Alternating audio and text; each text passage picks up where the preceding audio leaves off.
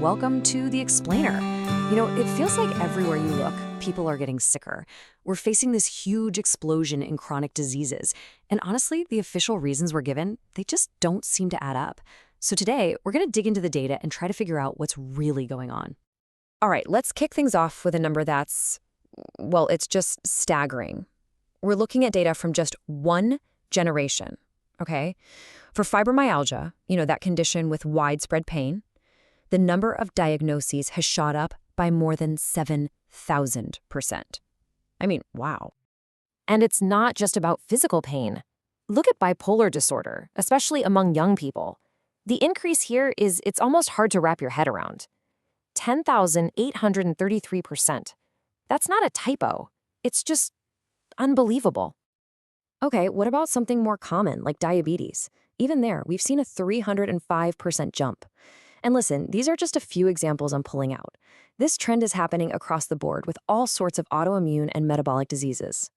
So when you see numbers like that, it's hard to process. These aren't little blips on a chart. This is a massive, fundamental change in our health as a species.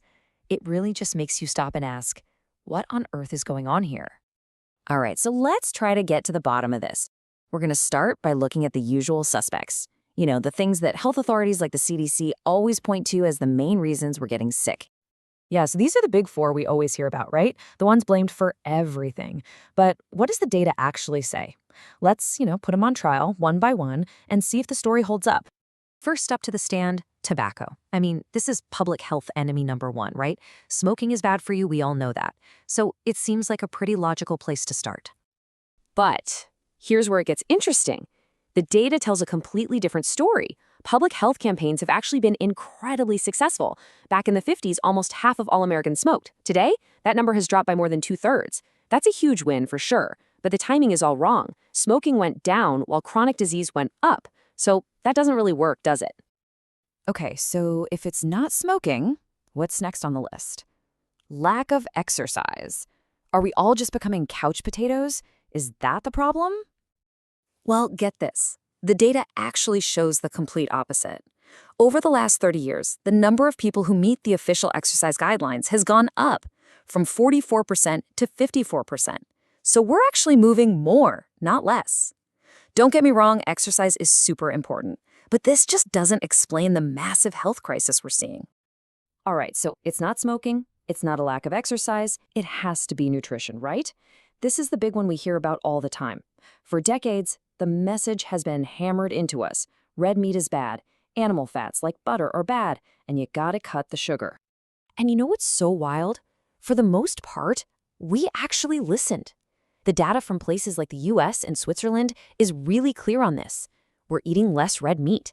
We're eating fewer animal fats. Our sugar consumption has been going down for 25 years. We did what they told us to do. So why on earth are we sicker than ever? It makes no sense. So now we're in this really weird spot. We're smoking less, we're exercising more, we cut back on the foods we were told were bad for us, and yet we're sicker than we've ever been. Clearly, there's a huge piece of this puzzle that we're missing. Okay, so let's flip this whole thing around. Instead of looking for what we're eating less of, let's ask a different question.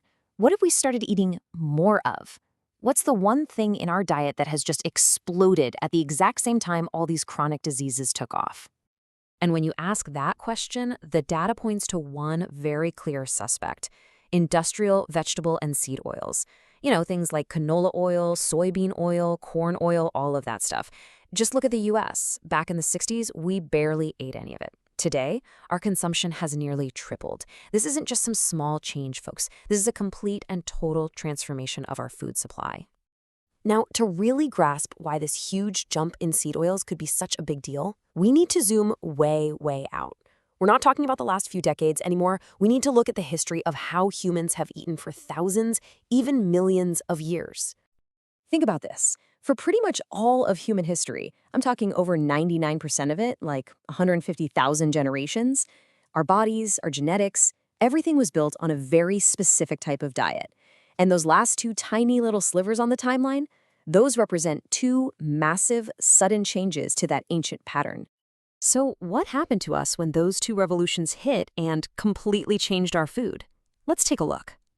Okay, That first big change was the agricultural revolution. And you know how we know what happened? We can literally see it in our ancestors' bones. The skeletal records are super clear. When we moved away from a diet that was really heavy in animal foods, our health took a nosedive. Humans got shorter, our brains actually got smaller, and we see the very first signs of things we struggle with today, like osteoporosis and cavities. But that was nothing compared to the Industrial Revolution, which was only about 150 years ago. This was a whole new ballgame. Suddenly, our diet was flooded with stuff our bodies had literally never seen before in these amounts. We're talking refined flours, tons of sugar, and most importantly, those industrial seed oils. Before this, they weren't really part of the human diet at all. And then things really went into hyperdrive in the 1960s.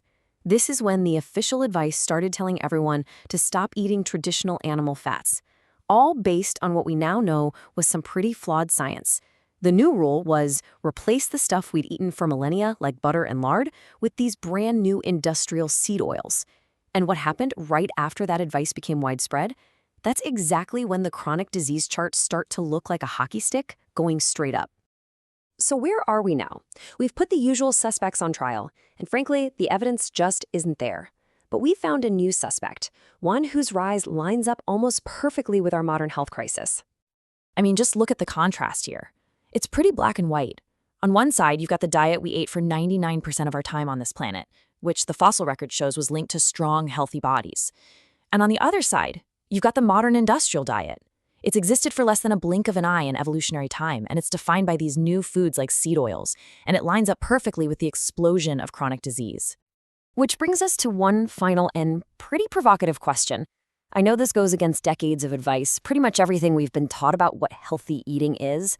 But when you just follow the data, you have to ask, if our brand new modern diet is what's making us sick, could the answer be hiding in our ancient, ancestral past?